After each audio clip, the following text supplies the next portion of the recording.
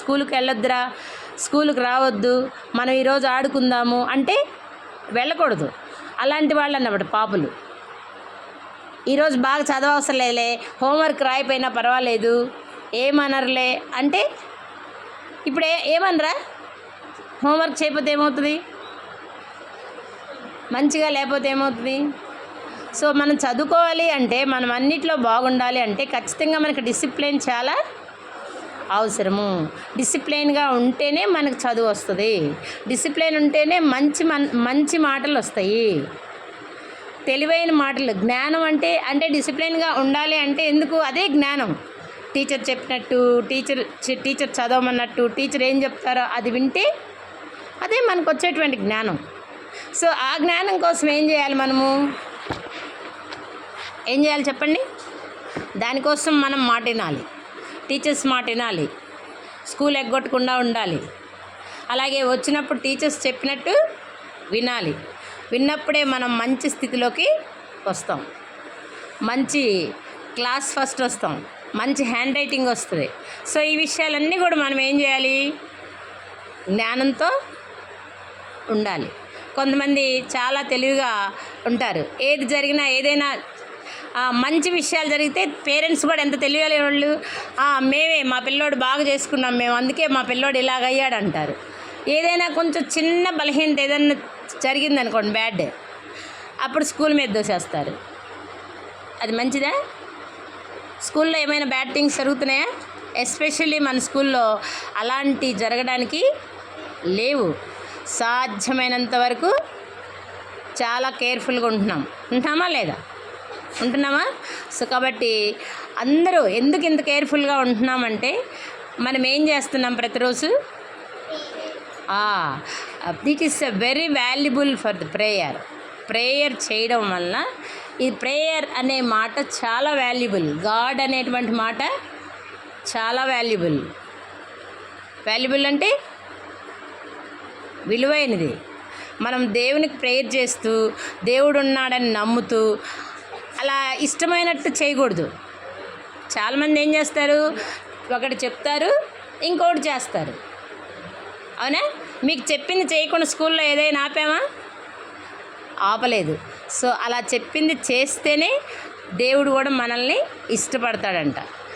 మన హృదయంలో, మన మనస్సులో ఏముండాలి? అబద్ధాలు లేకుండా, బూతులు లేకుండా, వేరే వాళ్ళని చెడగొట్టే పరిస్థితి రాకుండా, చెడ్డ మాటలు అనకుండా, అలాంటివన్నీ అనకూడదు ఇవి అని గుర్తుంచుకోవాలి. అప్పుడే దేవుడు మనల్ని చూస్తాడంట. ఓకే, వీళ్ళు మంచిగా ఉన్నాడు రా, వీడు బాగున్నాడు, ఈ అమ్మాయి బాగుంది, చక్కగా ఉంది. సో వీళ్ళని తప్పకుండా వీళ్ళ భవిష్యత్తుని ఏం చేయాలి? బ్లెస్ చేయాలి. వీళ్ళ భవిష్యత్తులో మంచిగా ఆశీర్వదించాలి, వీడు బాగా చదివేటట్టు చేయాలి అనుకుంటాడంట. అలా వద్దా మీకు ఎవరికి? అందుకే ప్రేయర్ చేస్తున్నాం.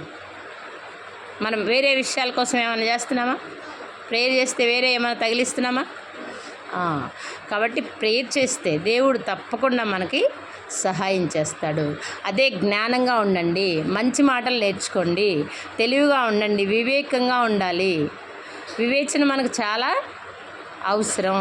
అవన్నీ చేసినప్పుడు మన భవిష్యత్తుని దేవుడు చాలా బాగా, ఈ ఒక్క మాట గుర్తుపెట్టుకోవాలి, చిన్నప్పుడు మంచిగా నమ్మకంగా ఉంటే పెద్దయిన తర్వాత దేవుడు ఆశీర్వదిస్తాడు.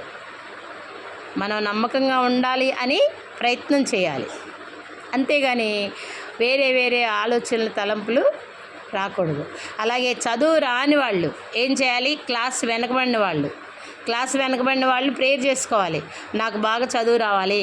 సపోజ్ మీరు 3rd క్లాస్లో ఉన్నారు, 1st క్లాస్ చదువు కూడా లేదు, మీకు 1st క్లాస్ స్టడీ కూడా లేదు.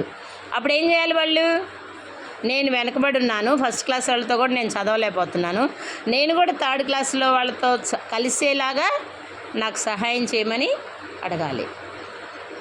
చెప్పిన మాట అర్థమవుతుందా?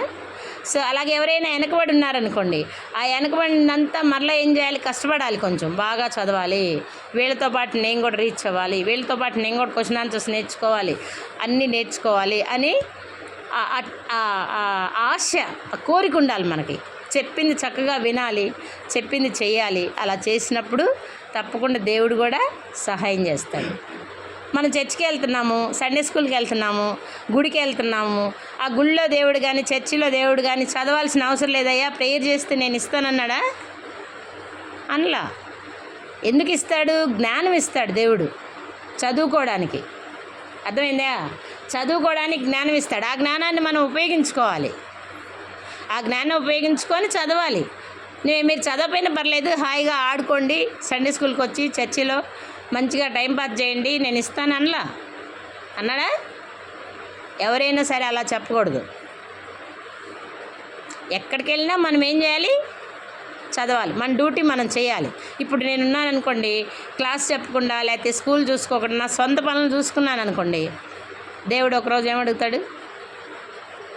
లెక్క అడుగుతాడు. ఇప్పుడు ఇంతమంది పిల్లల్ని నువ్వు చెడగొట్టి వీళ్ళని పట్టించుకోకుండా నువ్వేదో ఊర్లు వెళ్ళావమ్మా. ఊర్లు వెళ్తున్నానా? అలా వెళ్ళావమ్మా, కాబట్టి నీకు సహాయం చేయని దేవుడు అంటాడు. మీకు కూడా ఏమంటాడు దేవుడు?